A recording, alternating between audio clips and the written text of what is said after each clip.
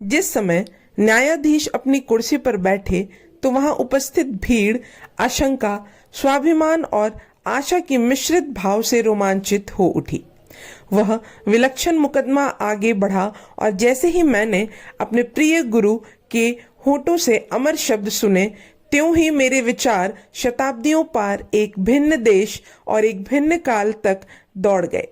जब ठीक ऐसे ही नाटक अभिनीत हुआ था तथा एक अन्य दैवीय और भद्र पुरुष को साहसपूर्वक समानता का संदेश फैलाने के कारण क्रॉस पर लटकाया गया था।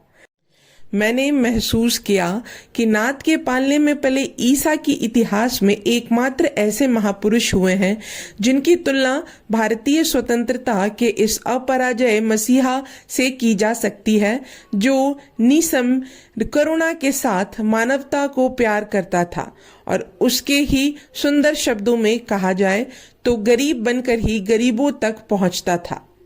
शीघ्र ही नाटक का पटाक्षेप हुआ और गांधी जी को 6 वर्ष की सजा सुना दी गई। जेल जाते समय गांधी जी ने उनसे कहा था, मैं 6 वर्ष के वनवास पर जा रहा हूं, इसलिए भारत का भाग्य मैं तुम्हें सौंपता हूं। अस्तित्व और आत्मसम्मान की इस लड़ाई में अब तुम राष्ट्र का नेतृत्व करो। क्षमा या सजा। इधर गांधी जी को पूना में स्थित यरवदा जेल में स्थानांतरित कर दिया गया। उधर मालाबार में हिंदू मुस्लिम दंगे भड़क उठे। विभिन्न अवसरों पर भाईचारे की अद्भुत मिसाल कायम करने वाले दो समुदाय परस्पर लड़ पड़े। तनाव और उपद्रव के वातावरण में सकारात्मक कदम उठाने के बजाय सरकार उनका क्रूरतापूर्वक दमन करने लगी। उन्माद और आतंक से युक्त सैनिक कार्यवाही में अधिकारियों ने बर्बरता और नृशंसता का नंगा नाच किया। अनेक लोगों को मौत के घाट उतार दिया गया। महिलाओं पर अत्याचार किए गए और बुजुर्गों को घसीटा गया।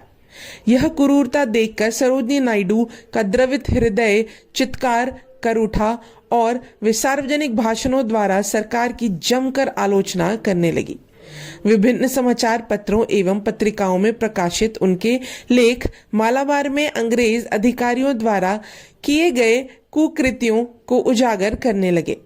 इससे विचलित होकर सरकार ने आदेश जारी किया कि सरोजिनी नायडू लिखित रूप में क्षमा मांगे, अन्यथा कठोर सजा भोगने के लिए तैयार रहे। धमकी भरे इस आदेश ने सरोजिनी को क्रोधित कर दिया। उन्होंने अपने पक्ष में महत्वपूर्ण तथ्य एकत्रित किए और प्रत्युत्तर देते हुए घोषणा की, सरकार अपना आदेश वापस ले या धमकी के अनुसार कार्य करके दिखाए। सरोजिनी नायडू की इस चुनौती से प्रभावित होकर महात्मा गांधी ने टिप्पणी करते हुए कहा था, मेरे विचार से यह श्रीमती नायडू का सौभाग्य है, क्योंकि इससे उन्हें यह अवसर मिलेगा कि सरकार उनके वक्तव्य का खंडन करे। आशा है कि यह बात स्मरण रखी जाए कि सैनिक शासन के दौरान सरकारी कुकृत्यों के आरोपों को खंडन श्री माटुंग्य ने किया था। उस समय भी सरोजिनी ने चुनौती को स्वीकार किया था और आरोपों को प्रमाणित करने के लिए कांग्रेस जांच समिति के प्रतिवेदन से अध्याय पेश किए गए थे। यदि प्रमाण गलत रहे हैं तो यह कांग्रेस के जांचकर्ताओं का दोष माना जाएगा, जिन्होंने इस मामले में उनका मार्गदर्शन किया। उन्होंने यह प्रमाणित कर दिया कि भारत कार्यालय उस प्रतिवेदन से पूरी तरह परिचित तक न था। इस अवसर पर मद्रास सरकार ने वस्तुतः सजा की धमकी दी है। मेरी इच्छा है कि मैं अपने कथन को पूरा कर सकूं। तब भारत को अपनी एक असुरक्षित कवियत्री का वक्तव्य सुनने का अवसर मिलेगा। परिणाम यह होगा कि असहयोग के सिद्धांतों को सुनने के लिए न्यायालय में इतनी भीड़ उमड़ पड़ेगी कि या तो मुकदमा खुले मैदान में चलाया जाएगा या फिर जेल के 4 दीवारी के भीतर। भारत में एक भी सभागार इतना बड़ा नहीं था जिसमें वह भीड़ समा सके जो ब्रिटिश पिंजरे में कैद बुलबुल को दर्शन करने को आतुर हो जाएगी। मुझे इस बात की खुशी है कि उन्होंने आरोपों को दोहराने में देर नहीं की। बहादुर केशव मेनन और दूसरे लोग उनके वक्तव्य का समर्थन करने के लिए आ गए। श्री प्रकाशम ने उस लड़के की तस्वीर प्रकाशित की है जिसकी बाहें बर्बरता पूर्वक काट डाली गई थी। सरोजनी ने सरकार से कहा कि वह उन पर मुकदमा चलाए या बिना शर्त क्षमा मांगे अथवा वैसे करने से पहले आरोपों की जांच के लिए गैर सरकारी लोगों को एक निष्पक्ष जांच आयोग नियुक्त करे।